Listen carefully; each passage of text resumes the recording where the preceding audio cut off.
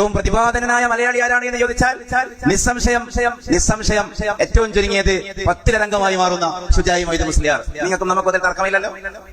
Persian ഭാഷയിൽ ഗ്രന്ഥം എഴുതിയ ഏക മലയാളി, മലയാളേതര ഭാഷയിൽ ആന്ത്രോപോളജിക്കൽ ഹിസ്റ്ററി എഴുതിയ ഏക മലയാളി, പൂന്താനം നമ്പൂതിരിക്ക് പോലും കാവ്യരചനയുടെ ബിംബങ്ങൾ കൊടുത്ത സർഗാത്മകനായ ദാർശനികനായ മലയാളി. ഷുജായിയുടെ കവിതകളുടെ സ്വാധീനം കേരളത്തിൽ എത്ര ഹൈന്ദവ സന്യാസിമാരെ, എത്ര ഹൈന്ദവ മുനിമാരെ ചിന്തിപ്പിച്ചു, പ്രചോദിപ്പിച്ചു.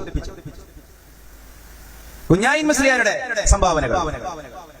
ഖാദിരിയ ത്വരീഖത്തിന്റെ ശൈഖായ കുഞ്ഞായി, തലശ്ശേരി സൈദാർ പള്ളിക്കാരനായ കുഞ്ഞായി മുസ്ലിയാർ, അദ്ദേഹത്തിന്റെ കപ്പൽ പാട്ടെന്ന കപ്പപ്പാട്ട്, ഷിപ്സോ, ഒരു കാലഘട്ടത്തിൽ മലയാളത്തിന്റെ സർഗാത്മക സംഭാവനയായി വൈദേശിക ലോകം വാഴ്ത്തിയ കൃതിയാണ് നമ്മുടെ സബീനയിലുള്ള ഈ കപ്പപ്പാട്ട്. അംഗീകരിക്കപ്പെട്ടു, ആദരിക്കപ്പെട്ടു. അനുമോദന കമ്മിറ്റിയും ഫ്ലക്സ് കമ്മിറ്റിയും ഒക്കെ ഇപ്പൊ അടുത്ത് വന്നതുകൊണ്ടാണ്. അതൊക്കെ അക്കാലത്ത് ഉണ്ടായിരുന്നെങ്കിൽ കുഞ്ഞായി മുസ്ലിയാർക്കും ഷുജായി മൊയ്തു മുസ്ലിയാർക്കും കേരളം അവാർഡ് കൊടുത്ത് തീരില്ലായിരുന്നു. ഈ അറ്റം മുതൽ ആ അറ്റം വരെ. അങ്ങനെ പിന്നീട് രണ്ടുപേരെ മലയാളം പ്രസവിച്ചിട്ടില്ല. ഷുജായിയുടെയും കുഞ്ഞായി മുസ്ലിയാരുടെയും ചെരുപ്പെടുക്കാൻ മാത്രം യോഗ്യതയുള്ള സാഹിത്യകാരന്മാർ പോലും, ദാർശനിക സാഹിത്യകാരന്മാർ പിന്നീട് കേരളത്തിൽ ഉണ്ടായിട്ടില്ല ഒരു വിഭാഗത്തിൽ. അവരുടെ വഴി ഏതാണ്? ഈ തലയെക്കെട്ടുകാരെ കൊണ്ട് തോറ്റു എന്നാണ് പുതിയ കമന്റുകൾ. മലയാളത്തെ നിർമ്മിച്ചത് തലയെക്കെട്ടുകാരാണ്.